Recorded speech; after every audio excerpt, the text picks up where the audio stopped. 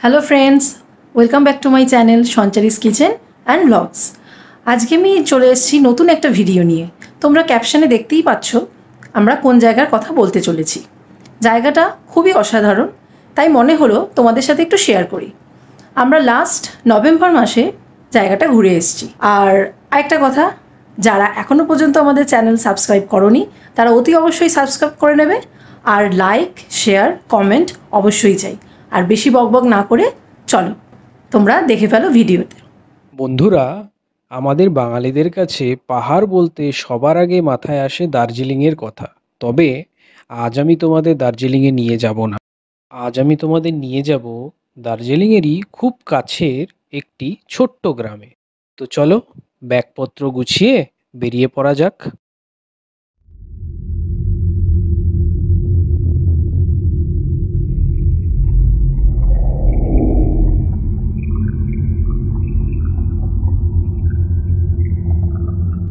আজ আমরা যে গ্রামটিতে যাচ্ছি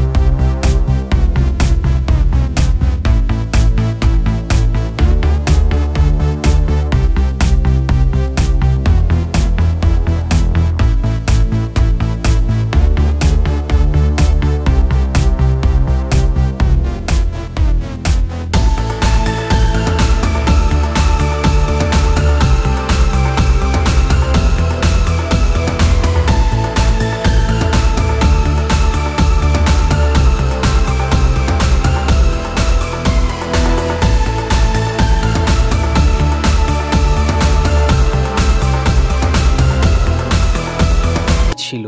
আর এই ঠান্ডার মধ্যে চায়ে চুমুক দিতে দিতে এখানকার প্রাকৃতিক শোভা আমরা উপভোগ করতে থাকলাম। এইভাবে প্রাকৃতিক শোভা উপভোগ করতে করতে আমাদের লাঞ্চের টাইম হয়ে এলো। আমাদের খাবার জায়গাটা খুব সুন্দর, পরিষ্কার পরিচ্ছন্ন, একদম টিপটপ। আর এখানে বসে খেতে খেতেই কাঞ্চনজঙ্ঘা দেখতে পাওয়া যায়। লাঞ্চে আমাদের খাবার জন্য ছিল ভাত, ডাল, পাঁপড় ভাজা, আলু ফুলকপির তরকারি আর ডিমের ঝোল। আর প্রত্যেকটা জিনিসই গরম ছিল। একটা পথ জার্নির পরে দুপুরবেলা এরকম ছিমছাম সুস্বাদু খাবার আমাদের কাছে যেন অমৃতের সমান হয়ে উঠেছিল। লাঞ্চ শেষ করেই আমরা একটু পায়ে হেঁটে ঘুরতে বেরিয়েছিলাম। আমাদের হোমস্টের ঠিক পাশেই একখানা জঙ্গল আছে, এই জঙ্গলে অনেক ধরনের পাখি দেখতে পাওয়া যায়। আমরা পায়ে হেঁটে একটু পাখি দেখতে বেরিয়েছিলাম। জায়গাটির নাম দাওয়াই পানি হওয়ার পেছনে একটা ছোট্ট ঐতিহাসিক কারণ আছে। ইংরেজ আমলে এই জায়গাটির নাম ছিল বন্দিকামান টি এস্টেট। সেই সময় টি গার্ডেনের কাজে একজন ইংরেজ সাহেব এখানে এসেছিলেন।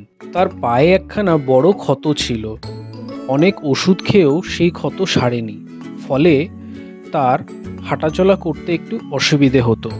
শোনা যায় এই গ্রামে একটি ঝর্ণা ছিল, সেই ঝর্ণার জল পাড়িয়ে ইংরেজ সাহেব হাঁটাচলা করতেন।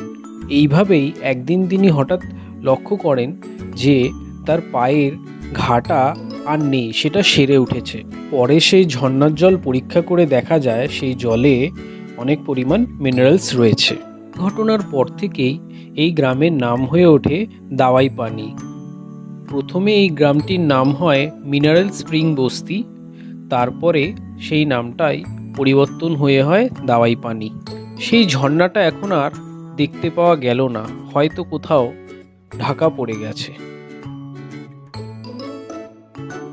এখানে আমরা নানা ধরনের পাহাড়ি ফুল দেখতে পাই, যা ছিল খুব সুন্দর।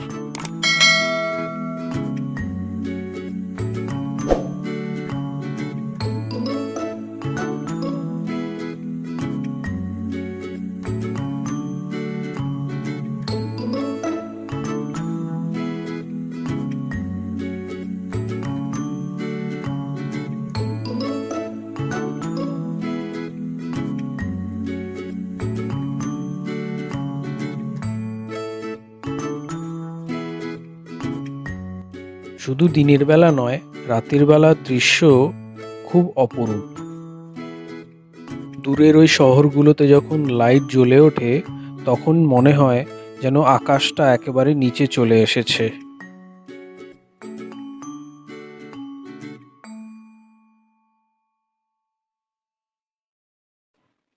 এই দাওয়াই পানি জায়গাটি এমন একটি জায়গায় অবস্থিত যেখান থেকে ইচ্ছে করলেই আশেপাশে বেশ কয়েকটি জায়গা ঘুরে আসা যায়, যেমন দার্জিলিং, তাকদা, তিনচুলে, লামাহাটা, পেশক টি এস্টেট, অহলদারা এবং শিটং। এখানে 3 দিন ছিলাম, তাই আশেপাশের বেশ কয়েকটি জায়গা আমরা গাড়ি করে ঘুরেছি।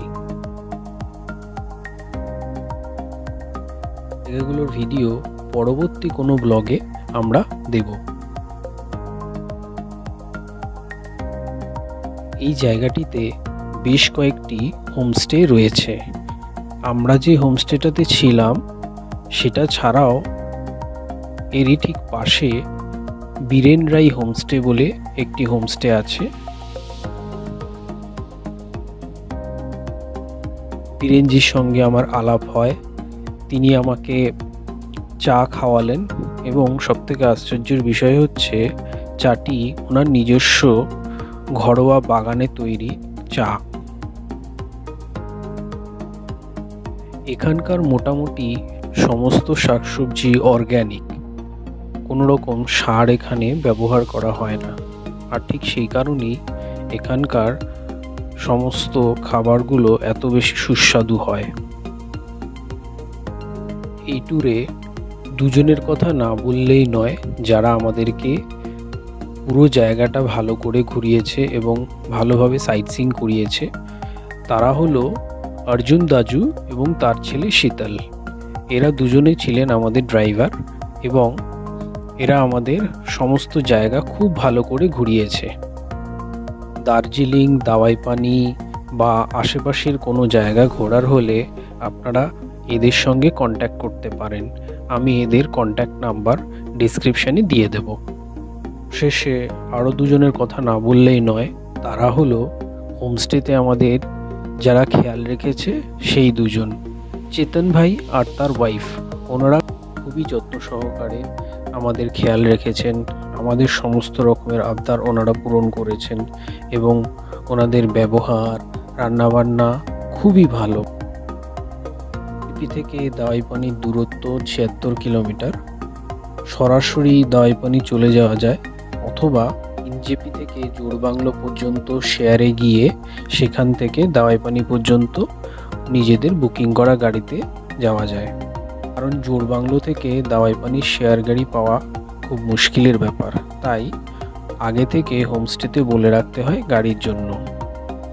ডাইরেক্ট এনজেপি থেকে দাওয়াইপানি না গিয়ে এনজেপি থেকে জোড়বাংলো পর্যন্ত শেয়ারে এবং তারপরে গাড়ি বুক করে দাওয়াইপানি গেলে খরচ অনেকটাই কম হয়। আজ এই ব্লগটা এই পর্যন্তই। যদি তোমাদের ভালো লেগে থাকে তাহলে লাইক, শেয়ার আর কমেন্ট করে দিও, আর আত্মীয় পরিজন বন্ধু বান্ধবদের সঙ্গে শেয়ার করো। ভবিষ্যতে এরকম ভালো ভালো ব্লগ আরও আসতে চলেছে, তো স্টে টিউন উইথ আস।